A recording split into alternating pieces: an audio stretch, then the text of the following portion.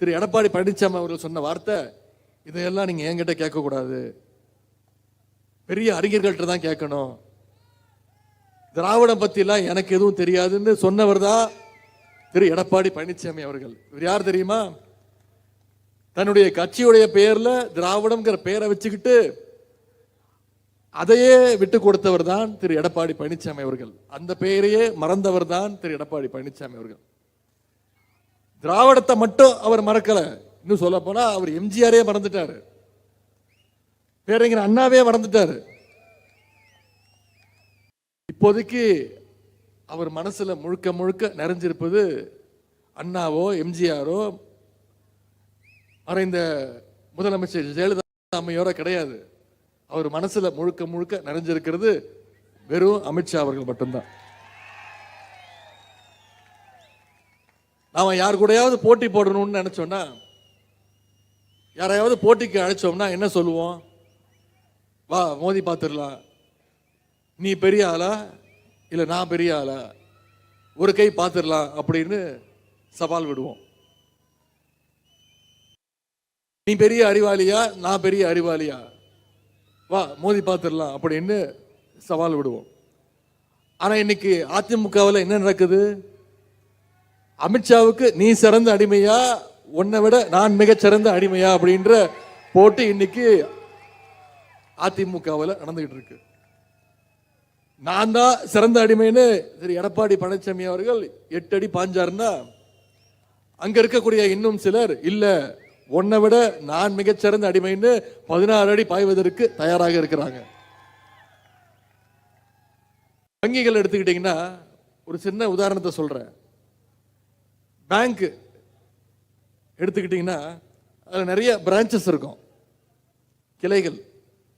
ஈரோட்டில் ஒரு பிரான்ச் இருக்கும், சேலத்தில் ஒரு பிரான்ச் இருக்கும். ஆனால் ஹெட் ஆஃபீஸ் பார்த்தீங்கன்னா டெல்லியில் இருக்கும். அந்த ஹெட் ஆஃபீஸ் தான் எல்லா பிரான்ச்சையும் கண்ட்ரோல் பண்ணுவாங்க. அந்த மாதிரி இன்னைக்கு தமிழ்நாட்டில் அதிமுக உட்பட பல கட்சிகளுக்கு டெல்லியில் இருக்கக்கூடிய அமித்ஷா வீடு தான் இன்னைக்கு ஹெட் ஆஃபீஸா திகழ்ந்து கொண்டிருக்கிறது. சில மாதங்களுக்கு முன்பு நீங்க தொலைக்காட்சியில் பார்த்திருப்பீங்க, செய்திகளில் பார்த்திருப்பீங்க, திரு எடப்பாடி பழனிசாமி அவர்கள் பல கார்கள் மாறி போய் அமித்ஷாவை போய் பார்த்துட்டு வந்தார்.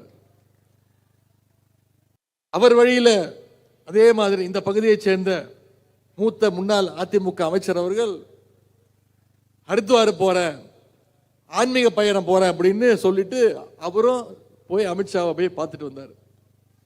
பார்த்துட்டு வந்த கையோட அவருடைய பர்மிஷன் வாங்கி அவருடைய ஆலோசனைப்படி இன்னைக்கு இன்னொரு கட்சியில் போய் அவர் சேர்ந்துட்டாரு. அதிமுக இருக்கக்கூடிய மூத்த முன்னாள் அமைச்சர்கள் கூட இன்னைக்கு எந்த கட்சியில சேரணும்னு பிஜேபி கிட்ட பர்மிஷன் வாங்கிட்டு தான் போய் சேர்றாங்க. அந்த அளவுக்கு ஹெட் ஆபீஸ் அவங்களை கண்ட்ரோல் பண்ணி வச்சிருக்கு. இதெல்லாம் நாம நினைக்கிற மாதிரி கட்சி மாற்றம் கிடையாது, ஜஸ்ட் பிரான்ச் மாற்றம், அவ்வளவுதான். இன்னைக்கு யார் வேணும்னாலும் எத்தனை கிளைகளை வேணும்னாலும் மாறட்டும் இல்ல தாவட்டும்.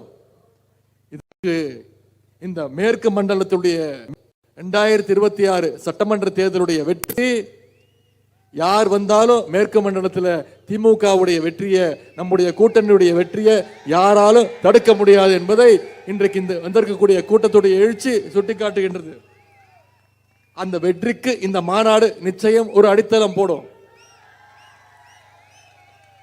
இதற்கு நேர்மாறா திராவிட முன்னேற்ற கழகத்தை எடுத்துக்கிட்டீங்கன்னா, அனைவரையும் எல்லாரையும் அரவணைத்து செல்கின்ற இயக்கம் திராவிட முன்னேற்ற கழகம். அதனால்தான் எல்லாருக்கும் எல்லான்னு சொல்லி நம்முடைய முதலமைச்சர் அவர்கள் திராவிட மாடல் அரசை நடத்திக்கிட்டு வர்றாரு. இது பொறுக்க முடியாத பாசிச பாஜக அரசு என்ன பண்ணிட்டு இருக்கு? ஏழை எளிய பிற்படுத்தப்பட்ட ஒடுக்கப்பட்ட மக்களுக்கு எதிராக செயல்படுகிறது ஒன்றிய அரசு. திராவிட இயக்கத்துடைய போராட்டத்தினால, கழக அரசினுடைய திட்டங்களால முன்னேறி வந்துட்டு இருக்கக்கூடிய பிற்படுத்தப்பட்ட ஒடுக்கப்பட்ட சிறுபான்மையினர் மக்களை பாஜக மீண்டும் பின்னோக்கி இழுத்து செல்கின்றது. அதற்கு ஒரு மிகச்சிறந்த உதாரணம் தேர்தல் ஆணையம் மூலமாக ஒன்றிய பாஜக அரசு கொண்டு வருகின்ற எஸ்ஐஆர் திட்டம். திமுகவுக்கு ஆதரவாக இருக்கக்கூடிய பிற்படுத்தப்பட்ட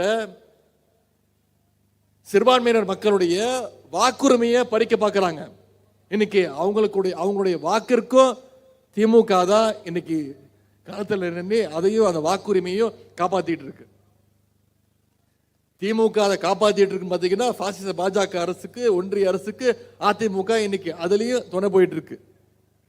இப்படிப்பட்ட ஒரு அரசியல் சூழ்நிலை தான் இன்னைக்கு வெள்ளட்டும் சமூக நீதி என்ற தலைப்புல ஒரு கொள்கை பூர்வமான ஒரு மாநாட்டை இங்க நடத்தி காட்டியிருக்கீங்க. இங்க நான் முக்கியமா ஒரு விஷயத்தை உங்களோட பகிர்ந்துக்கணும். திராவிட முன்னேற்ற கழகம்னு சொன்னாலே அது சமூக நீதி இயக்கம் தான். தமிழ்நாட்டில் பிற்படுத்தப்பட்ட ஒடுக்கப்பட்ட சமுதாயங்களுக்கான இடஒதுக்கீட்டை உயர்த்தியது திராவிட முன்னேற்ற கழகம் கலைஞர் ஆட்சியில். இஸ்லாமியர்களுக்கும் அருந்ததியர்களுக்கும் உள் ஒதுக்கீடை கொடுத்தது திராவிட முன்னேற்ற கழகம் கலைஞர் ஆட்சியில். அதிமுக ஆட்சியில் இடஒதுக்கீட்டை ரத்து செய்ய வருமான வரம்பை கொண்டு வந்த போது அதை போராடி ரத்து செஞ்சது திராவிட முன்னேற்ற கழகம். இப்படி திமுகவுடைய சமூக நீதி வரலாற்றை இன்னும் நான் சொல்லிக்கொண்டே போகலாம். முதலமைச்சர் திமுகவுடைய தலைவர் நாங்கன்னு சொன்னது திமுக மட்டும் கிடையாது, புதிய திராவிட கழகம் போன்ற தோழமை கட்சிகளுடைய ஒத்துழைப்போடு, அவங்களுடைய உணர்ச்சியோடு, எழுச்சியோடு ஆளுநருடைய திமிரை நாங்க சேர்ந்து அடக்கி காட்டுவோம் அப்படின்னு நம்முடைய முதலமைச்சர் அவர்கள் சொன்னார். இதே மாதிரி 2 ஆண்டுகளுக்கு முன்பு இதே ஆளுநர் ஒன்று சொன்னார். திராவிடத்தை விமர்சித்து பேசினார். அப்பொழுது அண்ணா திராவிட முன்னேற்ற கழகத்துடைய பொதுச் செயலாளர் திரு எடப்பாடி பழனிசாமி அவர்கள் என்ன சொன்னார் தெரியுமா? பத்திரிகையாளர்கள் போய் கேட்டாங்க அவர்கிட்ட, ஆளுநர் இப்படி பேசிட்டாரு, திராவிடம்ங்கிற வார்த்தையை கொச்சப்படுத்தி பேசுறாருன்னு கேட்கும்பொழுது திரு எடப்பாடி பழனிசாமி அவர்கள் சொன்ன வார்த்தை, இதையெல்லாம் நீங்க என்கிட்ட கேட்கக்கூடாது, பெரிய அறிஞர்கள்ட்ட தான் கேட்கணும், திராவிடம் பத்திலாம் எனக்கு எதுவும் தெரியாதுன்னு சொன்னவர் தான் திரு எடப்பாடி பழனிசாமி அவர்கள். இவர் யார் தெரியுமா? தன்னுடைய கட்சியுடைய பெயர்ல திராவிடம்ங்கிற பெயரை வச்சுக்கிட்டு அதையே விட்டு கொடுத்தவர் தான் திரு எடப்பாடி பழனிசாமி அவர்கள். அந்த பெயரையே மறந்தவர் தான் திரு எடப்பாடி பழனிசாமி அவர்கள். திராவிடத்தை மட்டும் அவர் மறக்கல, இன்னும் சொல்ல போனா அவர் எம்ஜிஆரே மறந்துட்டாரு, பேரறிஞர் அண்ணாவே மறந்துட்டாரு. இப்போதைக்கு அவர் மனசுல முழுக்க முழுக்க நிறைஞ்சிருப்பது அண்ணாவோ எம்ஜிஆரோ மறைந்த முதலமைச்சர் ஜெயலலிதா அம்மையோட கிடையாது. அவர் மனசுல முழுக்க முழுக்க நிறைஞ்சிருக்கிறது வெறும் அமித்ஷா அவர்கள் மட்டும்தான். நாம யார் கூடயாவது போட்டி போடணும்னு நினைச்சோம்னா, யாரையாவது போட்டிக்கு அழைச்சோம்னா என்ன சொல்லுவோம்? வா மோதி பார்த்துடலாம், நீ பெரிய ஆளா இல்ல நான் பெரிய ஆளா, ஒரு கை பார்த்துடலாம் அப்படின்னு சவால் விடுவோம். நீ பெரிய அறிவாளியா நான் பெரிய அறிவாளியா, வா மோதி பார்த்துடலாம் அப்படின்னு சவால் விடுவோம். ஆனா இன்னைக்கு அதிமுகவில் என்ன நடக்குது? அமித்ஷாவுக்கு நீ சிறந்த அடிமையா, உன்னை விட நான் மிகச்சிறந்த அடிமையா அப்படின்ற போட்டி இன்னைக்கு அதிமுகவில் நடந்துகிட்டு இருக்கு. நான் தான் சிறந்த அடிமைன்னு திரு எடப்பாடி பழனிசாமி அவர்கள் 8 அடி பாஞ்சாருன்னா, அங்க இருக்கக்கூடிய இன்னும் சிலர் இல்ல உன்னை விட நான் மிகச்சிறந்த அடிமைன்னு 16 அடி பாய்வதற்கு தயாராக இருக்கிறாங்க. வங்கிகள் எடுத்துக்கிட்டீங்கன்னா ஒரு சின்ன உதாரணத்தை சொல்றேன். பேங்க் எடுத்துக்கிட்டீங்கன்னா அதுல நிறைய பிரான்ச்சஸ் இருக்கும், கிளைகள். ஈரோட்டில் ஒரு பிரான்ச் இருக்கும், சேலத்தில் ஒரு பிரான்ச் இருக்கும். ஆனால் ஹெட் ஆஃபீஸ் பார்த்தீங்கன்னா டெல்லியில் இருக்கும். அந்த ஹெட் ஆஃபீஸ் தான் எல்லா பிரான்ச்சையும் கண்ட்ரோல் பண்ணுவாங்க. அந்த மாதிரி இன்னைக்கு தமிழ்நாட்டில் அதிமுக உட்பட பல கட்சிகளுக்கு டெல்லியில் இருக்கக்கூடிய அமித்ஷா வீடு தான் இன்னைக்கு ஹெட் ஆஃபீஸா திகழ்ந்து கொண்டிருக்கிறது. சில மாதங்களுக்கு முன்பு நீங்க தொலைக்காட்சியில் பார்த்திருப்பீங்க, செய்திகளில் பார்த்திருப்பீங்க, திரு எடப்பாடி பழனிசாமி அவர்கள் பல கார்கள் மாறி போய் அமித்ஷாவை போய் பார்த்துட்டு வந்தார். அவர் வழியில் அதே மாதிரி இந்த பகுதியைச் சேர்ந்த மூத்த முன்னாள் அதிமுக அமைச்சர் அவர்கள் ஹரித்வார் போறேன், ஆன்மீக பயணம் போறேன் அப்படின்னு சொல்லிட்டு அவரும் போய் அமித்ஷாவை போய் பார்த்துட்டு வந்தார்.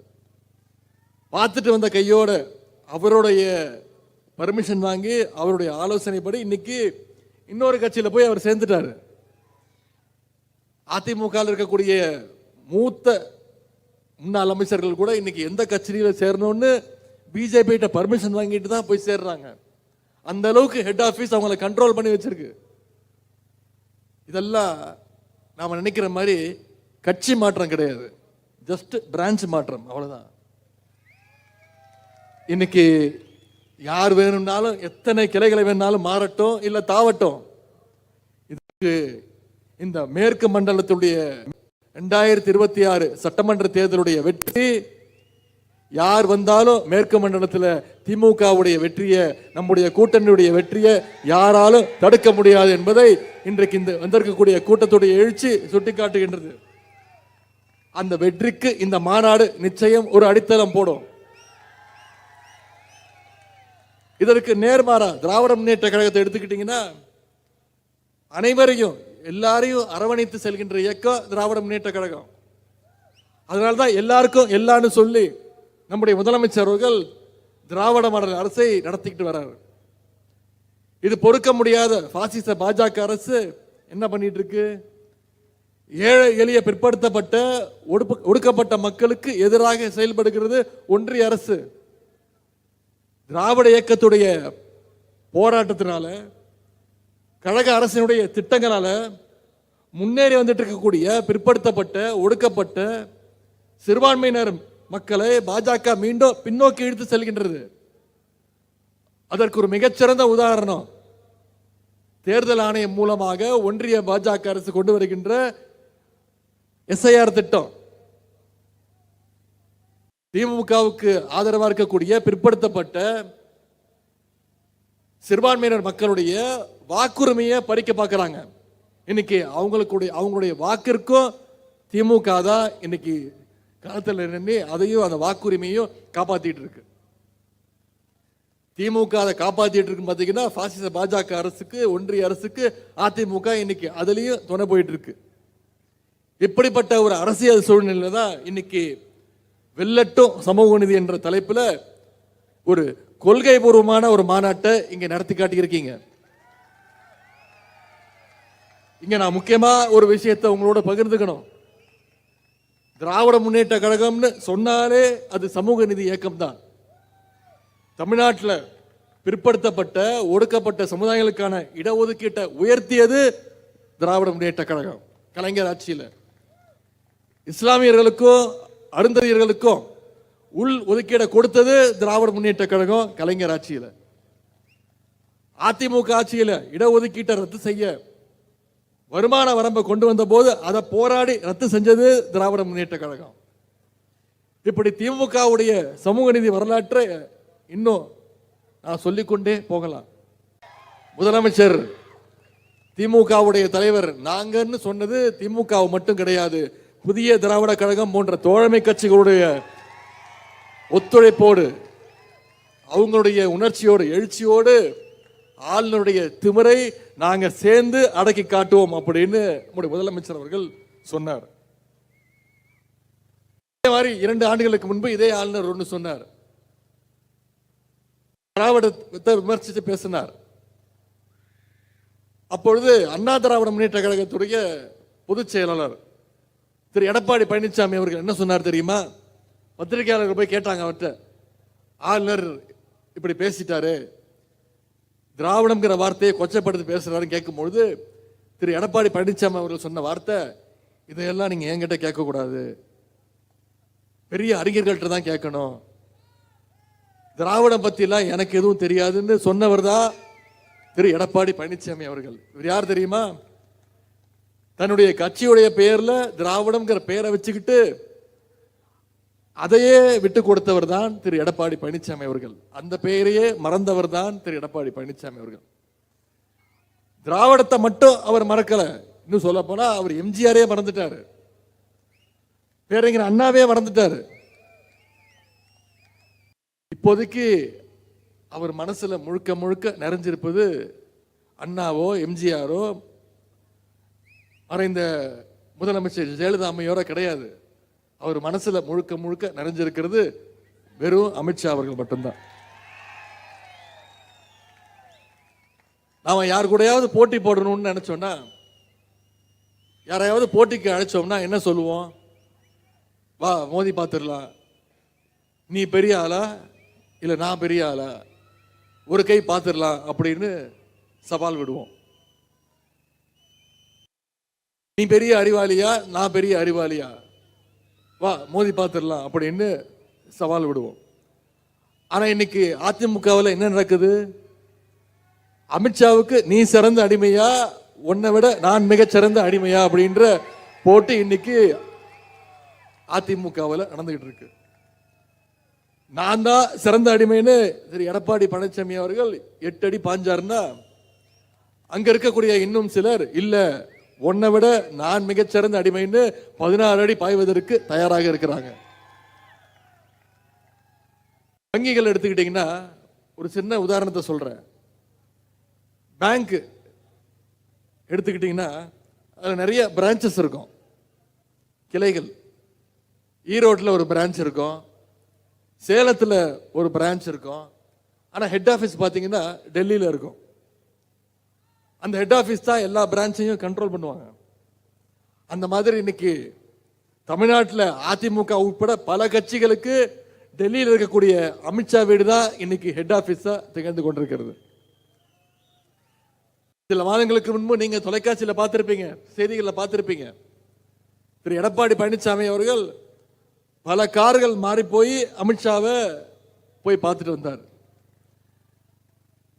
அவர் வழியில் அதே மாதிரி இந்த பகுதியைச் சேர்ந்த மூத்த முன்னாள் அதிமுக அமைச்சர் அவர்கள் ஹரித்வார் போறேன், ஆன்மீக பயணம் போறேன் அப்படின்னு சொல்லிட்டு அவரும் போய் அமித்ஷாவை போய் பார்த்துட்டு வந்தார்.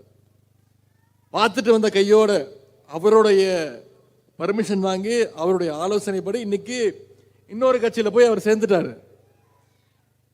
அதிமுக இருக்கக்கூடிய மூத்த முன்னாள் அமைச்சர்கள் கூட இன்னைக்கு எந்த கட்சியில சேரணும்னு பிஜேபி கிட்ட பர்மிஷன் வாங்கிட்டு தான் போய் சேர்றாங்க. அந்த அளவுக்கு ஹெட் ஆபீஸ் அவங்களை கண்ட்ரோல் பண்ணி வச்சிருக்கு.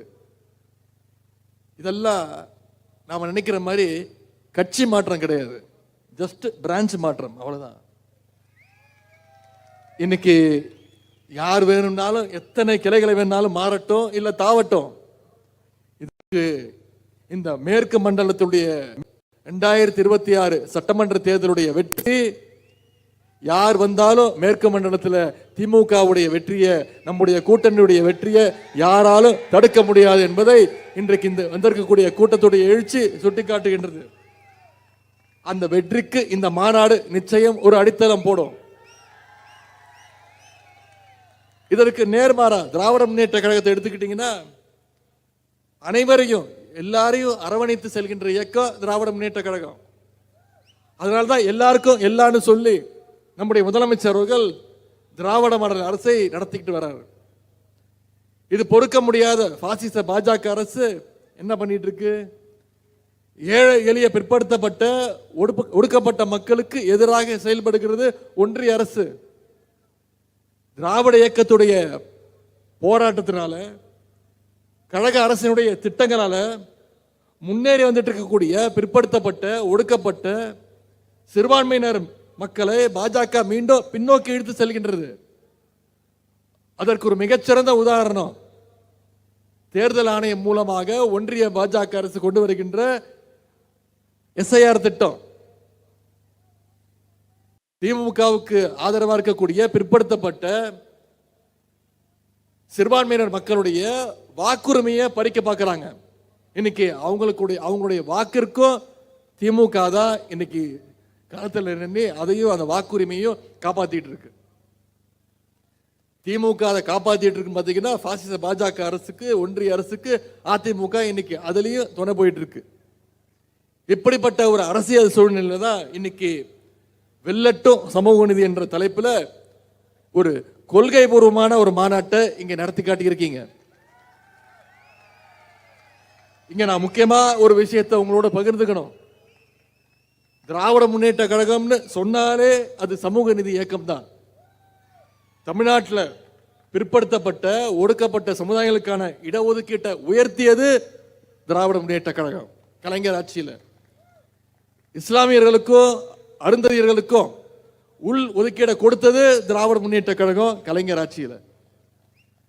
அதிமுக ஆட்சியில் இடஒதுக்கீட்டை ரத்து செய்ய வருமான வரம்பை கொண்டு வந்த போது அதை போராடி ரத்து செஞ்சது திராவிட முன்னேற்ற கழகம். இப்படி திமுகவுடைய சமூக நீதி வரலாற்றை இன்னும் நான் சொல்லிக்கொண்டே போகலாம். முதலமைச்சர் திமுகவுடைய தலைவர் நாங்கன்னு சொன்னது திமுக மட்டும் கிடையாது, புதிய திராவிட கழகம் போன்ற தோழமை கட்சிகளுடைய ஒத்துழைப்போடு அவங்களுடைய உணர்ச்சியோடு எழுச்சியோடு ஆளுநருடைய திமிரை நாங்க சேர்ந்து அடக்கி காட்டுவோம் அப்படின்னு நம்முடைய முதலமைச்சர் அவர்கள் சொன்னார். இதே மாதிரி 2 ஆண்டுகளுக்கு முன்பு இதே ஆளுநர் ஒன்று சொன்னார். திராவிடத்தை விமர்சித்து பேசினார். அப்பொழுது அண்ணா திராவிட முன்னேற்ற கழகத்துடைய பொதுச் செயலாளர் திரு எடப்பாடி பழனிசாமி அவர்கள் என்ன சொன்னார் தெரியுமா? பத்திரிகையாளர்கள் போய் கேட்டாங்க அவர்கிட்ட, ஆளுநர் இப்படி பேசிட்டாரு, திராவிடம்ங்கிற வார்த்தையை கொச்சப்படுத்தி பேசுறாருன்னு கேட்கும்பொழுது திரு எடப்பாடி பழனிசாமி அவர்கள் சொன்ன வார்த்தை, இதையெல்லாம் நீங்க என்கிட்ட கேட்கக்கூடாது, பெரிய அறிஞர்கள்ட்ட தான் கேட்கணும், திராவிடம் பத்திலாம் எனக்கு எதுவும் தெரியாதுன்னு சொன்னவர் தான் திரு எடப்பாடி பழனிசாமி அவர்கள். இவர் யார் தெரியுமா? தன்னுடைய கட்சியுடைய பெயர்ல திராவிடம்ங்கிற பெயரை வச்சுக்கிட்டு அதையே விட்டு கொடுத்தவர் தான் திரு எடப்பாடி பழனிசாமி அவர்கள். அந்த பெயரையே மறந்தவர் தான் திரு எடப்பாடி பழனிசாமி அவர்கள். திராவிடத்தை மட்டும் அவர் மறக்கல, இன்னும் சொல்ல போனா அவர் எம்ஜிஆரே மறந்துட்டாரு, பேரறிஞர் அண்ணாவே மறந்துட்டாரு. இப்போதைக்கு அவர் மனசுல முழுக்க முழுக்க நிறைஞ்சிருப்பது அண்ணாவோ எம்ஜிஆரோ மறைந்த முதலமைச்சர் ஜெயலலிதா அம்மையோட கிடையாது. அவர் மனசுல முழுக்க முழுக்க நிறைஞ்சிருக்கிறது வெறும் அமித்ஷா அவர்கள் மட்டும்தான். நாம யார் கூடயாவது போட்டி போடணும்னு நினைச்சோம்னா, யாரையாவது போட்டிக்கு அழைச்சோம்னா என்ன சொல்லுவோம்? வா மோதி பார்த்துடலாம், நீ பெரிய ஆளா இல்ல நான் பெரிய ஆளா, ஒரு கை பார்த்துடலாம் அப்படின்னு சவால் விடுவோம். நீ பெரிய அறிவாளியா நான் பெரிய அறிவாளியா, வா மோதி பார்த்துடலாம் அப்படின்னு சவால் விடுவோம். ஆனா இன்னைக்கு அதிமுகவில் என்ன நடக்குது? அமித்ஷாவுக்கு நீ சிறந்த அடிமையா, உன்னை விட நான் மிகச்சிறந்த அடிமையா அப்படின்ற போட்டி இன்னைக்கு அதிமுகவில் நடந்துகிட்டு இருக்கு. நான் தான் சிறந்த அடிமைன்னு திரு எடப்பாடி பழனிசாமி அவர்கள் 8 அடி பாஞ்சாருன்னா, அங்க இருக்கக்கூடிய இன்னும் சிலர் இல்ல உன்னை விட நான் மிகச்சிறந்த அடிமைன்னு 16 அடி பாய்வதற்கு தயாராக இருக்கிறாங்க. வங்கிகள் எடுத்துக்கிட்டீங்கன்னா ஒரு சின்ன உதாரணத்தை சொல்றேன். பேங்க் எடுத்துக்கிட்டீங்கன்னா அதுல நிறைய பிரான்ச்சஸ் இருக்கும், கிளைகள். ஈரோட்டில் ஒரு பிரான்ச் இருக்கும், சேலத்தில் ஒரு பிரான்ச் இருக்கும். ஆனால் ஹெட் ஆஃபீஸ் பார்த்தீங்கன்னா டெல்லியில் இருக்கும். அந்த ஹெட் ஆஃபீஸ் தான் எல்லா பிரான்ச்சையும் கண்ட்ரோல் பண்ணுவாங்க. அந்த மாதிரி இன்னைக்கு தமிழ்நாட்டில் அதிமுக உட்பட பல கட்சிகளுக்கு டெல்லியில் இருக்கக்கூடிய அமித்ஷா வீடு தான் இன்னைக்கு ஹெட் ஆஃபீஸா திகழ்ந்து கொண்டிருக்கிறது.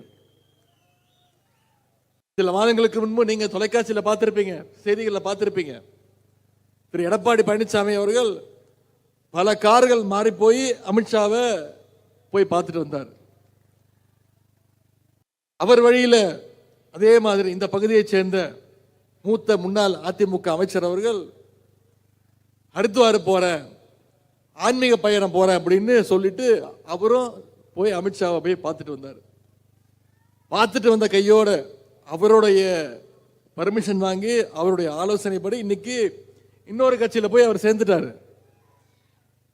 அதிமுக இருக்கக்கூடிய மூத்த முன்னாள் அமைச்சர்கள் கூட இன்னைக்கு எந்த கட்சியில சேரணும்னு பிஜேபி கிட்ட பர்மிஷன் வாங்கிட்டு தான் போய் சேர்றாங்க. அந்த அளவுக்கு ஹெட் ஆபீஸ் அவங்களை கண்ட்ரோல் பண்ணி வச்சிருக்கு. இதெல்லாம் நாம நினைக்கிற மாதிரி கட்சி மாற்றம் கிடையாது, ஜஸ்ட் பிரான்ச் மாற்றம், அவ்வளவுதான். இன்னைக்கு யார் வேணும்னாலும் எத்தனை கிளைகளை வேணாலும் மாறட்டும் இல்ல தாவட்டும். இதுக்கு இந்த மேற்கு மண்டலத்துடைய 2026 சட்டமன்ற தேர்தலுடைய வெற்றி யார் வந்தாலும் மேற்கு மண்டலத்தில் திமுகவுடைய வெற்றியை, நம்முடைய கூட்டணியுடைய வெற்றியை யாராலும் தடுக்க முடியாது என்பதை இன்றைக்கு இந்த வந்திருக்கக்கூடிய கூட்டத்துடைய எழுச்சி சுட்டிக்காட்டுகின்றது. அந்த வெற்றிக்கு இந்த மாநாடு நிச்சயம் ஒரு அடித்தளம் போடும். இதற்கு நேர்மாறா திராவிட முன்னேற்ற கழகத்தை எடுத்துக்கிட்டீங்கன்னா, அனைவரையும் எல்லாரையும் அரவணைத்து செல்கின்ற இயக்கம் திராவிட முன்னேற்ற கழகம். அதனால்தான் எல்லாருக்கும் எல்லான்னு சொல்லி நம்முடைய முதலமைச்சர் அவர்கள் திராவிட மாடல் அரசை நடத்திக்கிட்டு வர்றார். இது பொறுக்க முடியாத பாசிச பாஜக அரசு என்ன பண்ணிட்டு இருக்கு? ஏழை எளிய பிற்படுத்தப்பட்ட ஒடுக்கப்பட்ட மக்களுக்கு எதிராக செயல்படுகிறது ஒன்றிய அரசு. திராவிட இயக்கத்துடைய போராட்டத்தினால, கழக அரசினுடைய திட்டங்களால முன்னேறி வந்துட்டு இருக்கக்கூடிய பிற்படுத்தப்பட்ட ஒடுக்கப்பட்ட சிறுபான்மையினர் மக்களை பாஜக மீண்டும் பின்னோக்கி இழுத்து செல்கின்றது. அதற்கு ஒரு மிகச்சிறந்த உதாரணம் தேர்தல் ஆணையம் மூலமாக ஒன்றிய பாஜக அரசு கொண்டு வருகின்ற எஸ்ஐஆர் திட்டம். திமுகவுக்கு ஆதரவாக இருக்கக்கூடிய பிற்படுத்தப்பட்ட சிறுபான்மையினர் மக்களுடைய வாக்குரிமையை பறிக்க பார்க்கிறாங்க. இன்னைக்கு அவங்களுடைய வாக்கிற்கும் திமுக தான் இன்னைக்கு களத்தில் நின்று அதையும் அந்த வாக்குரிமையும் காப்பாத்திட்டு இருக்கு. திமுக அதை காப்பாத்திட்டு இருக்கு. பார்த்தீங்கன்னா பாசிச பாஜக அரசுக்கு, ஒன்றிய அரசுக்கு அதிமுக இன்னைக்கு அதுலயும் துணை போயிட்டு இருக்கு. இப்படிப்பட்ட ஒரு அரசியல் சூழ்நிலை தான் இன்னைக்கு வெள்ளட்டும் சமூக நீதி என்ற தலைப்பில் ஒரு கொள்கை பூர்வமான ஒரு மாநாட்டை இங்க நடத்தி காட்டியிருக்கீங்க. இங்க நான் முக்கியமா ஒரு விஷயத்தை உங்களோட பகிர்ந்துக்கணும். திராவிட முன்னேற்ற கழகம்னு சொன்னாலே அது சமூக நீதி இயக்கம் தான். தமிழ்நாட்டில் பிற்படுத்தப்பட்ட ஒடுக்கப்பட்ட சமுதாயங்களுக்கான இடஒதுக்கீட்டை உயர்த்தியது திராவிட முன்னேற்ற கழகம் கலைஞர் ஆட்சியில். இஸ்லாமியர்களுக்கும் அருந்ததியர்களுக்கும் உள் ஒதுக்கீடை கொடுத்தது திராவிட முன்னேற்ற கழகம் கலைஞர் ஆட்சியில். அதிமுக ஆட்சியில் இடஒதுக்கீட்டை ரத்து செய்ய வருமான வரம்பை கொண்டு வந்த போது அதை போராடி ரத்து செஞ்சது திராவிட முன்னேற்ற கழகம். இப்படி திமுகவுடைய சமூக நீதி வரலாற்றை இன்னும் நான் சொல்லிக்கொண்டே போகலாம். முதலமைச்சர் திமுகவுடைய தலைவர் நாங்கன்னு சொன்னது திமுக மட்டும் கிடையாது, புதிய திராவிட கழகம் போன்ற தோழமை கட்சிகளுடைய ஒத்துழைப்போடு, அவங்களுடைய உணர்ச்சியோடு, எழுச்சியோடு ஆளுநருடைய திமிரை நாங்க சேர்ந்து அடக்கி காட்டுவோம் அப்படின்னு நம்முடைய முதலமைச்சர் அவர்கள் சொன்னார். இதே மாதிரி 2 ஆண்டுகளுக்கு முன்பு இதே ஆளுநர் ஒன்று சொன்னார். திராவிடத்தை விமர்சித்து பேசினார். அப்பொழுது அண்ணா திராவிட முன்னேற்ற கழகத்துடைய பொதுச் செயலாளர் திரு எடப்பாடி பழனிசாமி அவர்கள் என்ன சொன்னார் தெரியுமா? பத்திரிகையாளர்கள் போய் கேட்டாங்க அவர்கிட்ட, ஆளுநர் இப்படி பேசிட்டாரு, திராவிடம்ங்கிற வார்த்தையை கொச்சப்படுத்தி பேசுறாரு கேட்கும்பொழுது திரு எடப்பாடி பழனிசாமி அவர்கள் சொன்ன வார்த்தை, இதையெல்லாம் நீங்க என்கிட்ட கேட்கக்கூடாது, பெரிய அறிஞர்கள்ட்ட தான் கேட்கணும், திராவிடம் பத்திலாம் எனக்கு எதுவும் தெரியாதுன்னு சொன்னவர் தான் திரு எடப்பாடி பழனிசாமி அவர்கள். இவர் யார் தெரியுமா? தன்னுடைய கட்சியுடைய பெயர்ல திராவிடம்ங்கிற பெயரை வச்சுக்கிட்டு அதையே விட்டு கொடுத்தவர் தான் திரு எடப்பாடி பழனிசாமி அவர்கள். அந்த பெயரையே மறந்தவர் தான் திரு எடப்பாடி பழனிசாமி அவர்கள். திராவிடத்தை மட்டும் அவர் மறக்கல, இன்னும் சொல்ல போனா அவர் எம்ஜிஆரே மறந்துட்டாரு, பேரறிஞர் அண்ணாவே மறந்துட்டாரு. இப்போதைக்கு அவர் மனசுல முழுக்க முழுக்க நிறைஞ்சிருப்பது அண்ணாவோ எம்ஜிஆரோ மறைந்த முதலமைச்சர் ஜெயலலிதா அம்மையோட கிடையாது. அவர் மனசுல முழுக்க முழுக்க நிறைஞ்சிருக்கிறது வெறும் அமித்ஷா அவர்கள் மட்டும்தான். நாம யார் கூடயாவது போட்டி போடணும்னு நினைச்சோம்னா, யாரையாவது போட்டிக்கு அழைச்சோம்னா என்ன சொல்லுவோம்? வா மோதி பார்த்துடலாம், நீ பெரிய ஆளா இல்லை நான் பெரிய ஆளா, ஒரு கை பார்த்துடலாம் அப்படின்னு சவால் விடுவோம். நீ பெரிய அறிவாளியா நான் பெரிய அறிவாளியா, வா மோதி பார்த்துடலாம் அப்படின்னு சவால் விடுவோம். ஆனா இன்னைக்கு அதிமுகவில் என்ன நடக்குது? அமித்ஷாவுக்கு நீ சிறந்த அடிமையா, உன்னை விட நான் மிகச்சிறந்த அடிமையா அப்படின்ற போட்டி இன்னைக்கு அதிமுகவில் நடந்துகிட்டு இருக்கு. நான் தான் சிறந்த அடிமைன்னு திரு எடப்பாடி பழனிசாமி அவர்கள் 8 அடி பாஞ்சாருன்னா, அங்க இருக்கக்கூடிய இன்னும் சிலர் இல்ல உன்னை விட நான் மிகச்சிறந்த அடிமைன்னு 16 அடி பாய்வதற்கு தயாராக இருக்கிறாங்க. வங்கிகள் எடுத்துக்கிட்டீங்கன்னா ஒரு சின்ன உதாரணத்தை சொல்றேன். பேங்க் எடுத்துக்கிட்டீங்கன்னா அதுல நிறைய பிரான்ச்சஸ் இருக்கும், கிளைகள். ஈரோட்டில் ஒரு பிரான்ச் இருக்கும், சேலத்தில் ஒரு பிரான்ச் இருக்கும். ஆனால் ஹெட் ஆஃபீஸ் பார்த்தீங்கன்னா டெல்லியில் இருக்கும். அந்த ஹெட் ஆஃபீஸ் தான் எல்லா பிரான்ச்சையும் கண்ட்ரோல் பண்ணுவாங்க. அந்த மாதிரி இன்னைக்கு தமிழ்நாட்டில் அதிமுக உட்பட பல கட்சிகளுக்கு டெல்லியில் இருக்கக்கூடிய அமித்ஷா வீடு தான் இன்னைக்கு ஹெட் ஆஃபீஸா திகழ்ந்து கொண்டிருக்கிறது. சில மாதங்களுக்கு முன்பு நீங்க தொலைக்காட்சியில் பார்த்திருப்பீங்க, செய்திகளில் பார்த்திருப்பீங்க. திரு எடப்பாடி பழனிசாமி அவர்கள் பல கார்கள் மாறி போய் அமித்ஷாவை போய் பார்த்துட்டு வந்தார். அவர் வழியில அதே மாதிரி இந்த பகுதியைச் சேர்ந்த மூத்த முன்னாள் அதிமுக அமைச்சர் அவர்கள் ஹரித்வார் போறேன், ஆன்மீக பயணம் போறேன் அப்படின்னு சொல்லிட்டு அவரும் போய் அமித்ஷாவை போய் பார்த்துட்டு வந்தார். பார்த்துட்டு வந்த கையோட அவருடைய பர்மிஷன் வாங்கி அவருடைய ஆலோசனைப்படி இன்னைக்கு இன்னொரு கட்சியில போய் அவர் சேர்ந்துட்டாரு. அதிமுக இருக்கக்கூடிய மூத்த முன்னாள் அமைச்சர்கள் கூட இன்னைக்கு எந்த கட்சியில சேரணும்னு பிஜேபி கிட்ட பர்மிஷன் வாங்கிட்டு தான் போய் சேர்றாங்க. அந்த அளவுக்கு ஹெட் ஆபீஸ் அவங்களை கண்ட்ரோல் பண்ணி வச்சிருக்கு. இதெல்லாம் நாம நினைக்கிற மாதிரி கட்சி மாற்றம் கிடையாது, ஜஸ்ட் பிரான்ச் மாற்றம், அவ்வளவுதான். இன்னைக்கு யார் வேணும்னாலும் எத்தனை கிளைகளை வேணாலும் மாறட்டும் இல்ல தாவட்டும். இதுக்கு இந்த மேற்கு மண்டலத்துடைய 2026 சட்டமன்ற தேர்தலுடைய வெற்றி யார் வந்தாலும் மேற்கு மண்டலத்தில் திமுகவுடைய வெற்றியை, நம்முடைய கூட்டணியுடைய வெற்றியை யாராலும் தடுக்க முடியாது என்பதை இன்றைக்கு இந்த வந்திருக்கக்கூடிய கூட்டத்துடைய எழுச்சி சுட்டிக்காட்டுகின்றது. அந்த வெற்றிக்கு இந்த மாநாடு